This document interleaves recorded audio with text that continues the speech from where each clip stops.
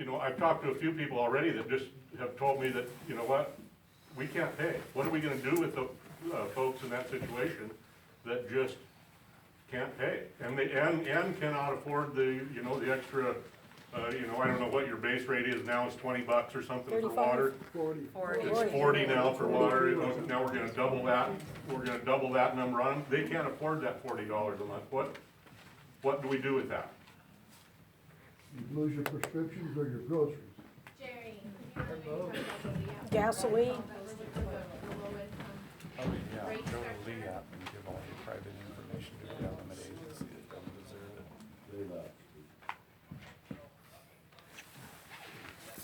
it. Big government solutions to personal issues. In that section 504 program, there's a number of eligible improvements for properties where the individual owns the land that has a mobile home on it. Having it put on a permanent foundation is an eligible cost. In addition to insulation, electrical upgrade, heating, and the payment of this assessment for the sewer. So depending on the math for each individual property, there is the window of being able to access those grant funds for the eligible homeowners to cover some of that cost. But they have to have the construction. Component that goes with that program is at 1% interest. Or where they're So, gonna live while Even that's being even done. if somebody only qualifies for a loan for that assessment, they get it at a lower interest rate than what by paying off the assessment with a loan through that program. They get it at 1% interest instead of 2.375. But again, that's one of those situations where the individuals that have the need to be directed to the agency to see if they're eligible for that program. Are there year things? I mean, some of these trailers are 25, 30 years old. Trying to lift them up and put them on a foundation is probably not going to work. I'm assuming there's probably some year cutoffs for them to be able to do that. And some of them have add-ons.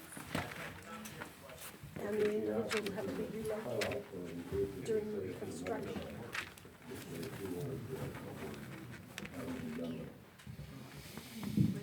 Well, the issue with the mobile home, as long as it meets health and safety issues, there should not be ruled out because of age.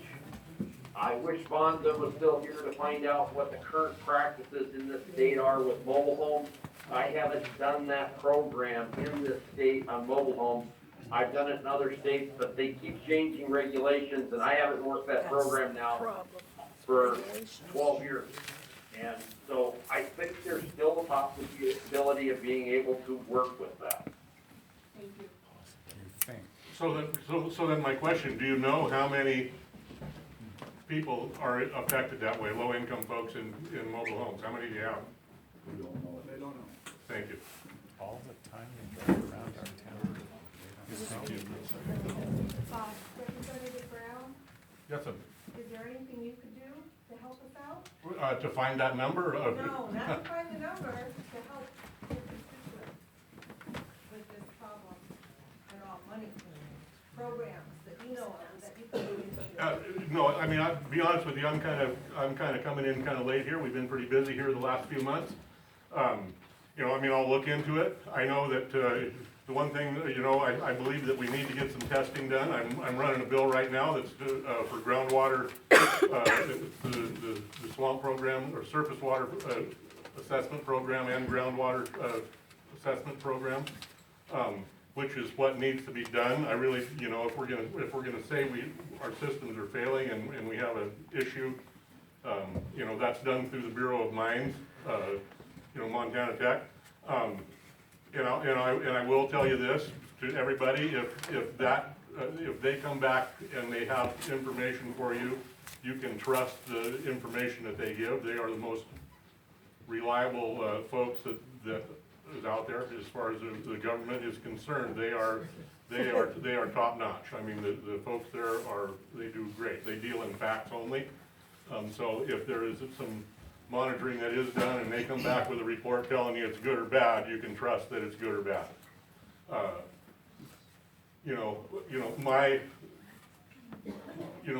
My real thought here, and I always say this, one of my real faults is I always be completely honest. Coming in here, coming back from the session, we're busy, I'm really, you're absorbed in everything there. And with just a couple of days that I really had to absorb this, it has the feeling to me like it's being pushed across the people. There's a number of people that are opposed to it. The way that it has been pushed forward, it doesn't feel right to me. Exactly. The process in which these letters went out to folks, I've talked to people that did not receive a letter. And then I also saw a letter that went back out to people that objected, to ask them if they would like to change their objection. Well, I saw one. They were available at the city. Okay, they were put out. Okay, in that letter, it should have given the option to change your mind either way. It didn't.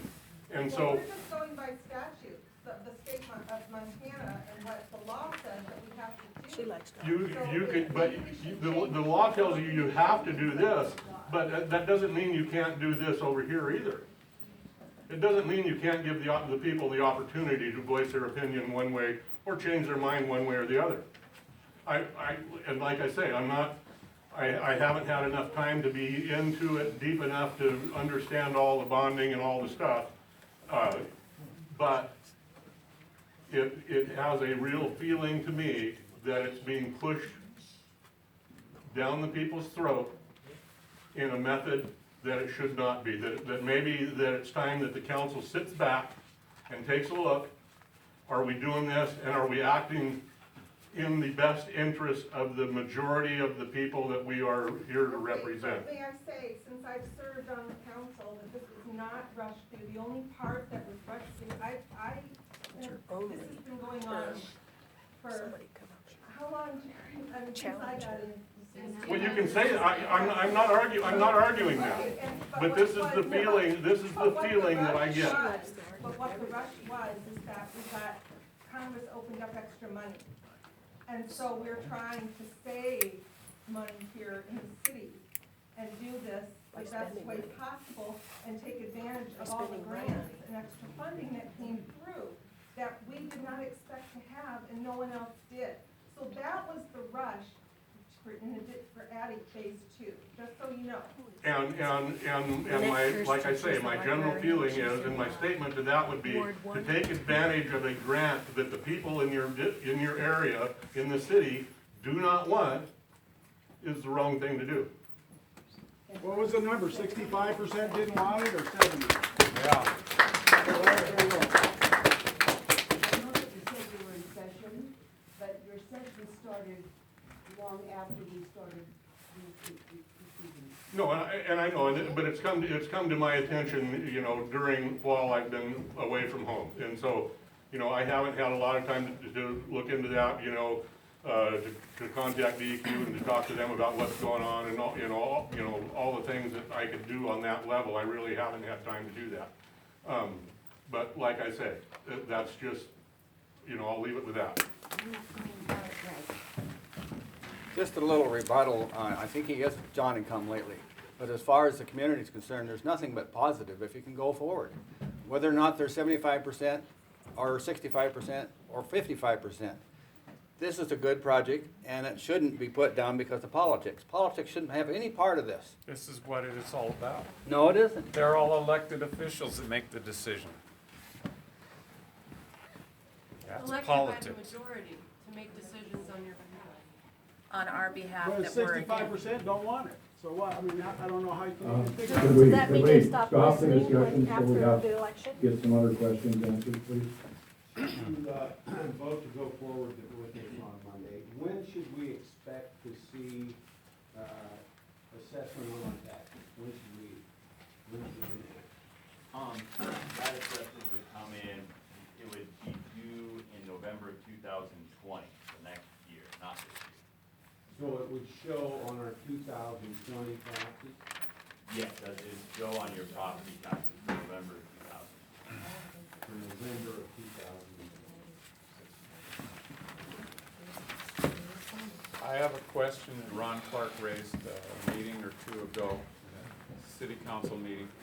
Why wasn't the Main Street project a separate project? In and of itself, it would have cost a whole lot less money than this proposed 20 to 40 years of $300 a year for everybody in this room. Or 500 or whatever you're gonna, when the interest rates go up, the rates will go up. Why was not Main Street sewer, which you've known for 25 years, city councils, not necessarily you people sitting there now, have known was failing. So here we are today, we're gonna put the cost on 80% of the residents of the city for something you've known for 25 or more years was failing. You've already put Turks out of business, you've already put Senex gas station out of business, so, because of pollution. Where's the septic pollution that you're making the rest of us pay to cure? They don't know.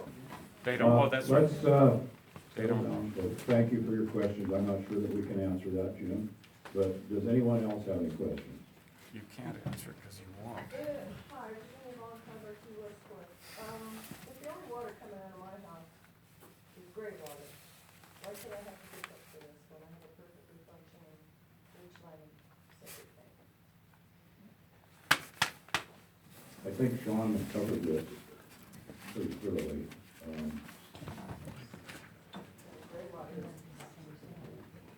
Is gray water covered in septic tanks?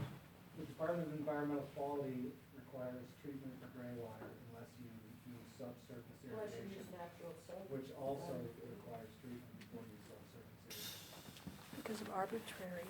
So if we were to go out and buy some composting electric permits, would we still have to do this? You wouldn't need I it. can't answer. So I got another question. You said like Bighorn Drive and Grizzly Drive and out here, none of that's gonna be on it? And because they got the land, they got enough land to have the right kind of septic, is that correct? They won't be included in these first two phases, but they Well, are planned for phases 3 and 4. you talk like you're just going to the church up here. In phase 1 and 2. No, phase 1 and 2 doesn't. I don't know if you've seen the map that's available, Jim, but it shows the phases and it extends clear out behind the high school. and that Well, he was talking about the church up here is gonna, I think what he was talking about was where the density and the older systems are. It wasn't excluding this portion of town completely. Hey Roy, Forest Street here. Question I had was on so the septic systems that 2 out of 3 are not up to standard, or what it would be required to put in a system that would follow those standards, and kind of what kind of cost would that be? That's the question I have, because we're already looking at, when you do the math, it's 15,000 or so, taking away the grant money, where everybody's paying around 15,000 a person per septic system to tie in. So I'll answer your first question. So approximately 2 out of every 3 systems we put in for replacement are seepage pits. And seepage pits are not recognized as capable of adequately treating wastewater. And so Why?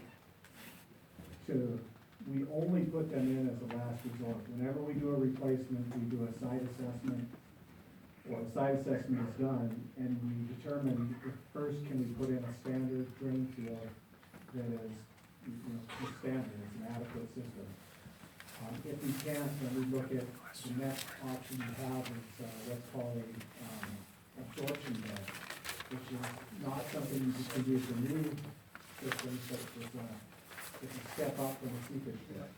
And if space doesn't allow that, then we drop back to seepage pits. And so as a last resort, usually due to space or soils or the side of the. So there's no other option at that point of any kind for any septic system other than that last resort, right? Well, we, usually not, no. Well, point of information, when you came to my place to tell me that my failed system doesn't work, you said I could fix it or put in a new system. And it was 3 conical, I don't know, 6 or 8 feet deep, brick lined cesspools or whatever they were. In those days, they were called septic tanks in the old books that I have. But they were filled and they were root bound. And you said, well, you can fix it or put in a new system. If you fix it, you don't have to get a permit. I opted to put in a new septic tank. And you signed off on it. You didn't say this was an exception or a variance. You didn't tell me that the two pits that we put in, dry wells that we put in were the last resort. That's the last resort because the boulder's the size of VW's in the ground and a great big pine tree in our garage. And we had no other place to run a line because we're on a hill. But it works. So it works. And it'll work as long as we keep it maintained for, you know, every 3 or 4 or 5 years. So if you approved it, but you told me I could keep the old crappy thing, you know, there's a disc jump going on here in what you're telling everybody in this room. And I'm not criticizing you because I know that you've got a tough job on the hill here. But why should we pay to fix Main Street, which is a level sewer line going to the sewage plant? So, thanks for the question. When somebody has a cesspool, if it is not polluting on the ground, and the repair is to fix a line going into the cesspool, we do allow people to fix that. And the county has done that for a couple of decades. The reason why is we know that the next option, or at least we look at the next option, and we know that in 2 out of every 3 cases, we're gonna put the last resort to the system on the site if we force you to fix the whole system at that time. So we look and see if it's polluting. We look and see if it's discharging onto the ground where people can be exposed to it. The part about your seepage pits, and we know your site was exceptionally challenging. Ben Fraser had a horrendous time with that. If we didn't tell you that those seepage pits were the last resort system, that'd be the first one, because we normally tell everybody that this is the last chance we have right here. So I'm sorry that we didn't tell you that. No, it was clear. I understand that. I just wanted you to explain to the room. Thank you. Thank you. Any other questions? Okay, well, we're good about 2 hours and we're going to answer those questions, so we'll go ahead and close it up and everybody go home. Thank you for coming. Thank you, Bob. Now the legislature should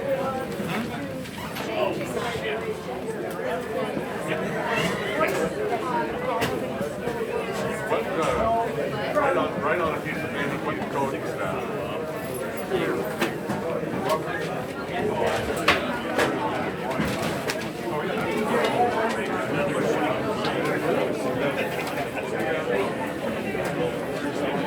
I got it.